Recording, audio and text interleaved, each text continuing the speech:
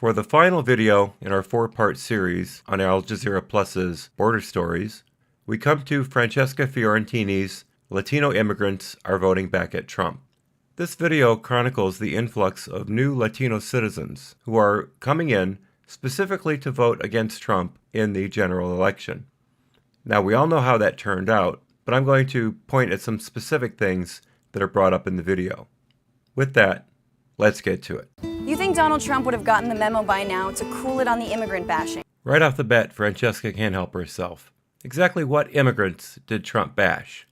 I know he bashed illegal immigrants, those who were committing crimes and not being deported, but legal immigrants? I don't think he said a word. Especially when it comes to Latinos. Because guess what? They're the fastest growing group of voters in the country. This year, 8 million more Latinos will be eligible to vote than in 2008. Let's accept Francesca's number as fact. And there were 8 million more Latino voters eligible in 2016 than there were in 2008. In 2008, 9.7 million Latino voters turned out for the general election. In 2016, 13.9 million turned out. That's a difference of 4.2 million. Just over half of the 8 million more eligible voters did vote, not the landslide victory in the Latino community the Democrats were hoping for.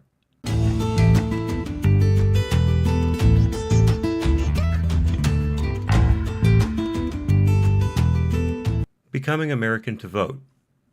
Of all the reasons to become a citizen, of all the reasons to become an American, the one they point out is to vote. There are so many other aspects of being a citizen that one would want. Yes, voting is important, but is it the only thing? I sincerely doubt that. Joaquin and Catalina Escobedo are two such new voters. They've been living here in Houston for 36 years, and this year they finally took the plunge to become citizens. Gee, what was your hurry? You've only been here 36 years. Why should you take the plunge so quickly? Shouldn't you feel the country out, feel the city out, maybe get an idea if you're going to like it here or not, instead of going back to Mexico? I mean, sincerely, it seems like it would be more prudent not to rush into things so rashly. I mean, 36 years, that's nothing. Sure, you could have both been dead by now, but still, better safe than sorry. Recurso de tiempo, al recurso de los años, empezó a entrar el pensamiento, bueno, y pues mucha gente está siendo ciudadana, y porque miraba que cuando llegan las votaciones, y pues yo decía, pues yo no puedo votar.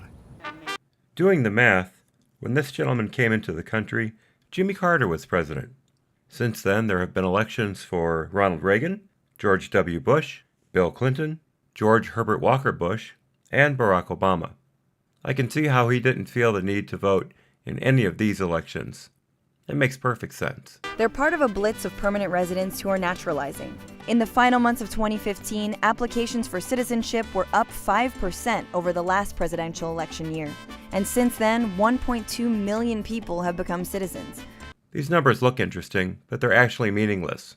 There's no context given. How are we supposed to know how they relate to previous elections and how they relate to this election? We don't. Francesca's just throwing some smoke around. Why now? Well, there's one possibility. One possibility, my ass. As we've seen through this series, there is one overriding theme, and that's Trump. Get Trump. So here they are, throwing dirt at him again, and we saw what happened. It didn't work, did it? Ser presidente si no es legal hacer las cosas bien con la gente, ¿verdad? Ojalá y que gane el mejor, porque pues si gana él, ni modo, ahí nos tapará la cerca que quiere poner. I don't usually do derp faces, but this one's a doozy, isn't it? Hola, mamacita. Would you care to explain exactly how Trump was not treating people right? He certainly was going after illegal immigrants, but was he treating you wrong? Was he treating your husband wrong? I don't think so. And as for that wall, we'll see what happens. Yo voy a votar por Clinton, pierda o gane. I'm just going to let that speak for itself. The Escobedos became citizens with the help of Neighborhood Centers, a community organization in Houston. I looked up neighborhood centers in Houston.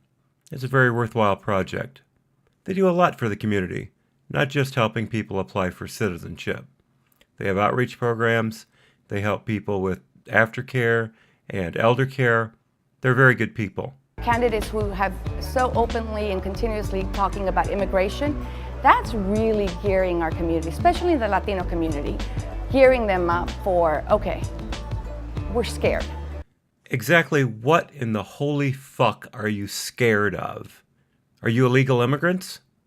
Then you should be scared.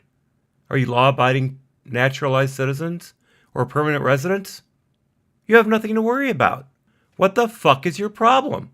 If this candidate becomes the president, we don't know what will happen to immigration laws. We won't know what will happen to our brothers and sisters. This candidate. Are you afraid Trump's going to sue you for using his name in an Al Jazeera Plus video? Guess what? They've already done it. They've used his name. They've used his image. Again, what are you fucking afraid of? And also, immigration laws, there might be some changes. They may be for the good. They may not be so good. But you don't know that. He hasn't said anything about changing immigration laws with Mexico. What about these brothers and sisters? They're already in the country.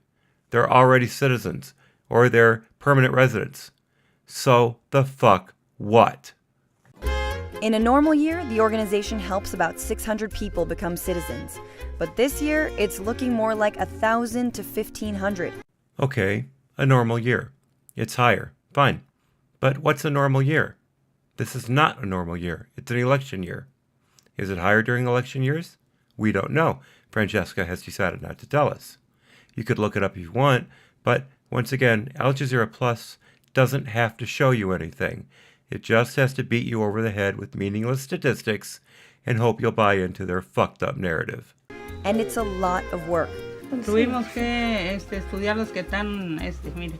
The process requires civic lessons, practicing English, and prepping for a final citizenship exam. ¿Qué pregunta? Haceme la pregunta. Vamos a suponer que tú eres mi estudiante. ¿Cuál fue el primer presidente de Estados Unidos? Two things. First off, of course it's a lot of work. You're trying to become a citizen of a sovereign nation. Those things aren't just handed out. Second, Francesca is about to be asked 2 questions from the citizenship exam. How many do you think she'll get right? Bet now. George Washington. She's 1 for 1. Let's see how the second one goes. Eso todo lo tenemos que saber porque... No toda la gente lo tiene. No toda la gente lo tiene. Después, ¿qué más? ¿Qué contienen La las raya. 13 líneas? Son las 13 colonias. 13 colonias, claro. Y yo me olvidé. You heard it, folks. You can see the words with your own eyes. She forgot that the 13 stripes on the U.S. flag are representative of the 13 original colonies. Yeah.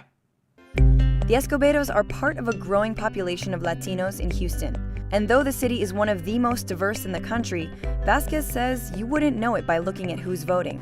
We are seeing this region become a majority in people of color.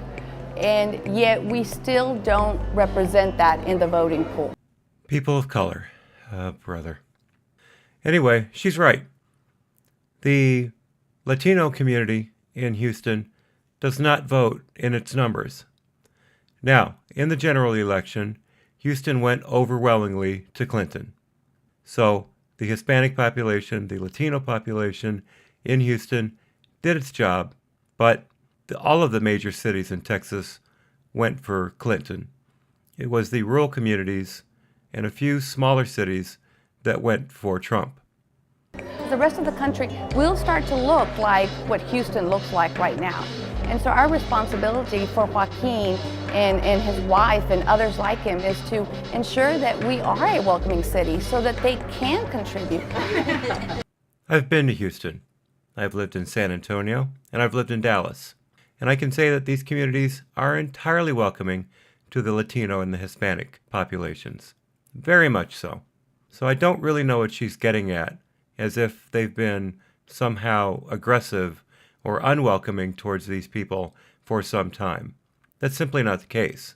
Nosotros nos sentimos contentos y a gusto porque ahora somos ciudadanos y podemos gozar de lo que nosotros podamos hacer de acuerdo cuando cumplas con las leyes del país. You've been abiding by the country's laws for the last 36 years. At least I assume so. You seem to be nice people. You've probably raised a family in Houston. Good for you. But this whole rush to become a citizen, just because Trump's running for president, I don't know. I have a feeling somebody, a community organizer perhaps, maybe pushed you into it a little bit. I'm just saying. So by the time you finish watching this video, you think, wow, Clinton really clobbered Trump with the Hispanic vote, the Latino vote. She really nailed him. No, not quite. Clinton did get 71% of the Hispanic Latino vote in the general election. That's true. But if you reverse those numbers, that means Trump got 29% of the Hispanic Latino vote. That's significant in an election where the fear-mongering about what would happen to the Hispanic Latino community if Trump were elected was immense. Just saying. That concludes our Border Stories series. I very much appreciate all of you for your attention to this. And now, an anecdote. In keeping with the Latino theme of this series, I thought I'd give you an anecdote that has a little something to do with my ability or inability to speak Spanish. I took 2 years of high school Spanish and 2 years of college Spanish, and when I lived in San Antonio and in Dallas, my Spanish was quite good. I had ample opportunity to use it. However, there was a period living in the Midwest when those opportunities were few and far between. When I worked at the Level 1 Trauma Center near Chicago, I was part of the trauma team, which meant I responded when extremely critical cases came into the ER. On one such occasion, we had a gentleman who spoke no English. It was known in the unit that I spoke a little Spanish, so I was asked to communicate with the patient. And I asked him the very first question that one would want to know, "Are you in pain?" So I said, "Tengo dolor." He looked at me, and I repeated myself, "Tengo dolor." His eyes narrowed, and he looked back at me and said, "No sé." And then I realized I had not been asking, "Are you in pain?" I had been saying, "Am I in pain? Am I in pain?" To which he replied, "I don't know." We were able to treat the gentleman successfully, and he went home in a few days. But I was not allowed to forget that incident for quite some time, and nor should I have been allowed to. It was only fair. Thank you for your attention.